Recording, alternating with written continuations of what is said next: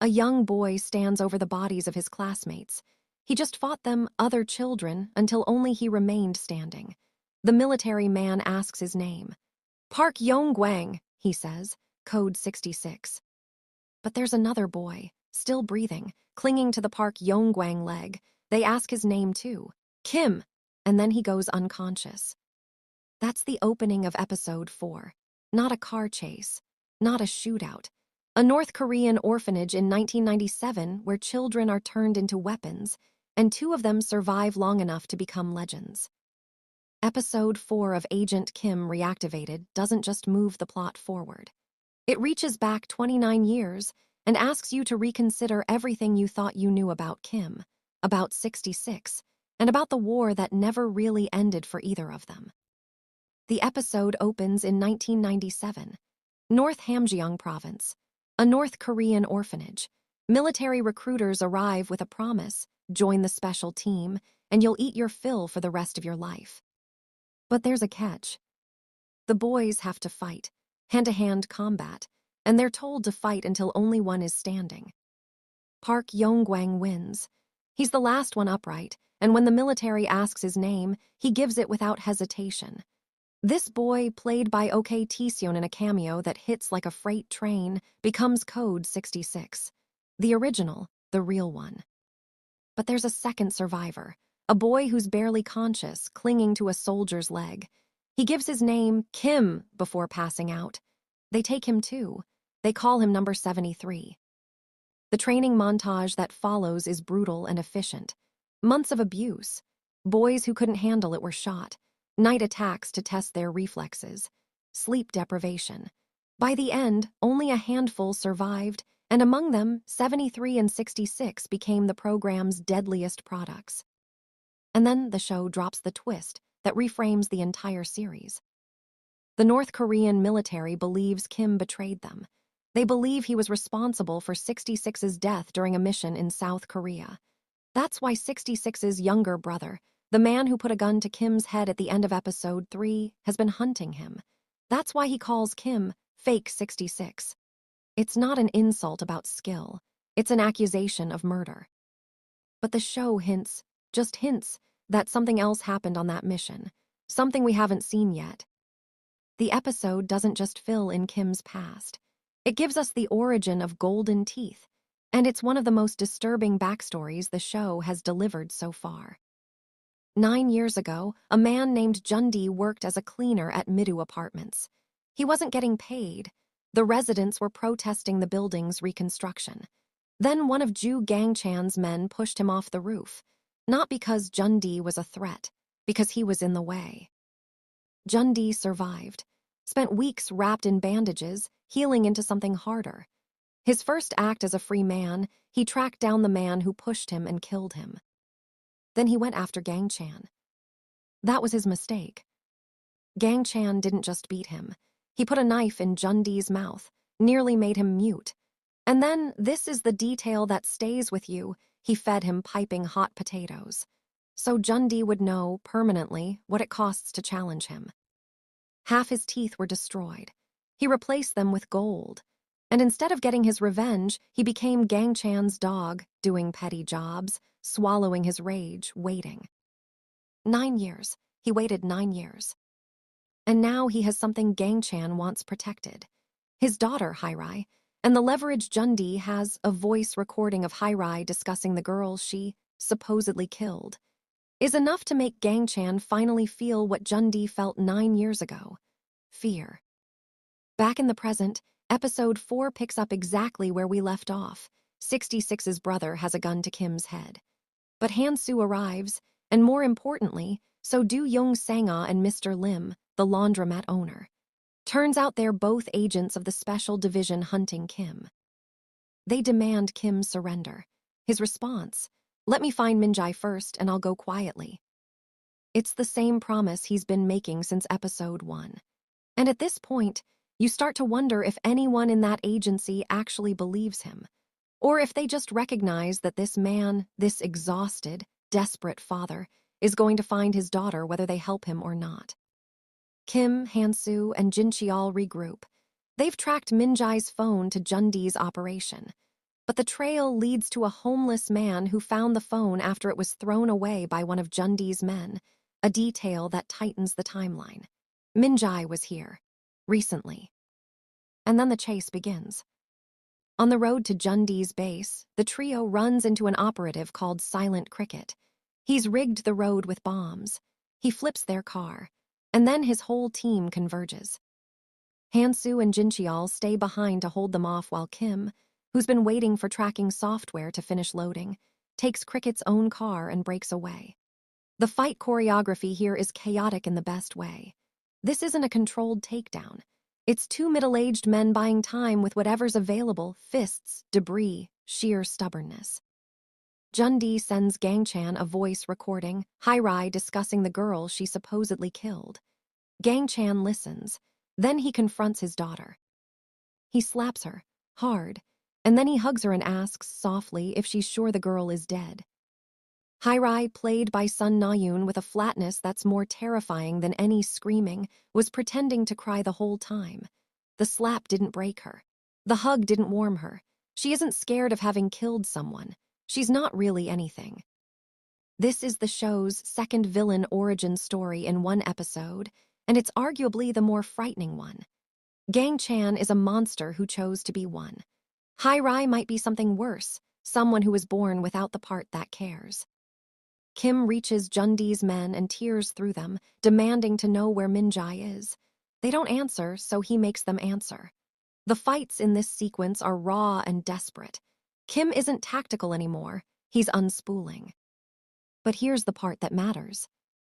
Jundi arrives at the site where he left Minjai, somewhere remote, somewhere cold, expecting to find a body. Instead, she's standing at the entrance, alive, awake, looking right at him. His plan just collapsed. Gangchan is on his way to the same location. 66's brother is tracking Kim. And somewhere between all of them, a teenage girl just woke up alone in the middle of nowhere. Cut to black. OK Taeseon's cameo is perfectly deployed. He's on screen for maybe 2 minutes.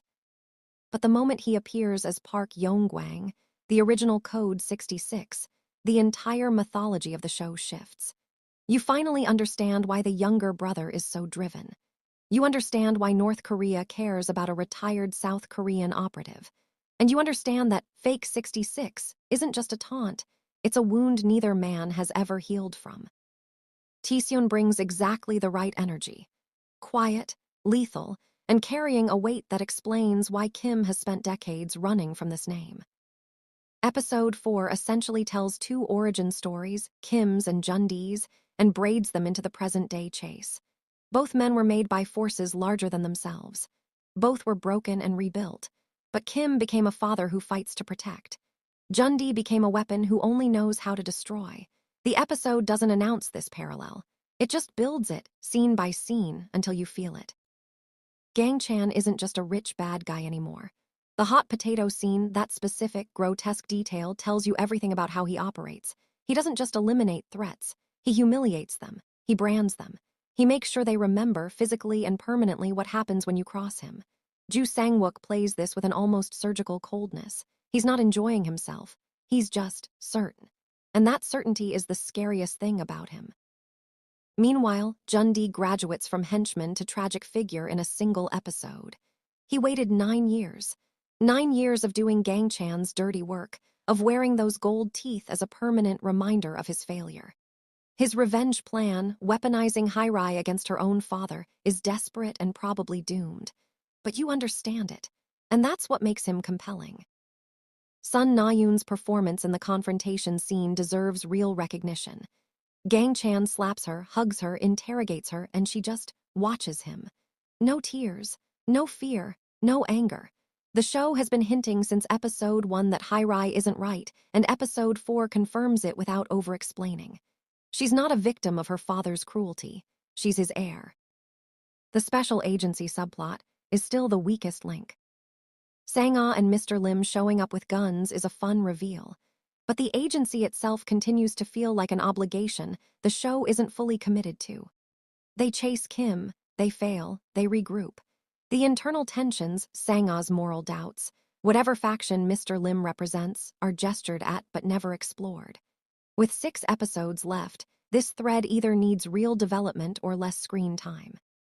The car flip and the resulting brawl are well staged, but structurally, it's the episode's third action set piece, and it starts to feel like the show is padding the runtime. Hansu and Jincheol are fun to watch together, but the cricket fight doesn't advance character or plot the way the other sequences do. It's a speed bump, well executed, but a speed bump. The flashback establishes that North Korea blames Kim for 66's death. But the episode is careful, maybe too careful, not to show what actually happened on that mission. The ambiguity is clearly intentional, but 4 episodes is a long time to dangle the central mystery of Kim's past without giving the audience anything concrete to work with.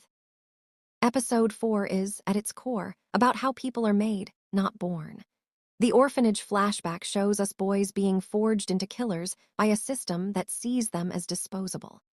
Jundee's backstory shows us a man who was pushed off a building for being inconvenient, then rebuilt himself into a gangster because that was the only shape the world would let him take.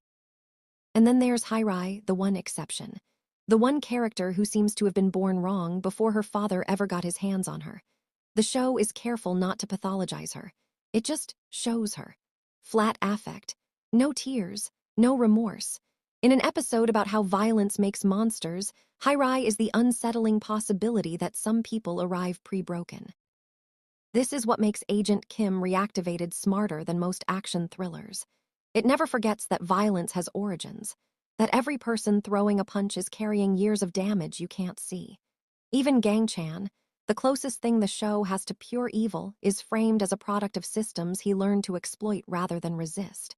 The show doesn't excuse him, but it understands him, and that understanding makes him more dangerous, not less. Minjai is alive and standing. That's the cliffhanger. Episode 5 will almost certainly be a race to her location. Kim, Gang Chan, Jundee, and 66's brother all converging on the same point. The question isn't whether Kim finds her. It's who else gets there first. Jundee's revenge scheme is about to blow up in his face. Minjai being alive means his leverage over Gang Chan evaporates, unless he can re-establish control before Gang Chan arrives. My read: Jundee doesn't survive episode 5. He's a tragic figure, but the show has invested too much in Gang Chan as the primary antagonist to let a henchman-turned-rival last much longer. 66's brother and Kim will have their confrontation, but not before Kim gets to Minjai. The show has been building toward a revelation about the real 66's death, and episode 4's flashback laid too much groundwork to delay it further. I suspect the truth is more complicated than Kim betrayed him, and when it comes out, the younger brother's mission will fundamentally change. As for Hyrai, she's the wild card. Gang Chan slapped her and she didn't flinch. He hugged her and she didn't soften. That girl is planning something, and whatever it is, it's going to be worse than anything her father has done. Episode 4 of Agent Kim Reactivated is the show's best episode yet. The flashbacks don't just fill in backstory, they reframe everything. The villains finally get dimension. And okay, Taeseon's 2-minute cameo as the real Code 66 might be the most impactful guest appearance in any K-drama this year. Minjai is alive. Gang Chan is on his way. 66's brother is closing in. And episode 5 is shaping up to be the collision the entire series has been building toward. If this breakdown helped you, drop a comment. What hit you harder, the orphanage flashback or Jundee's origin? And what do you think really happened between Kim and the real Code 66? Subscribe for more breakdowns.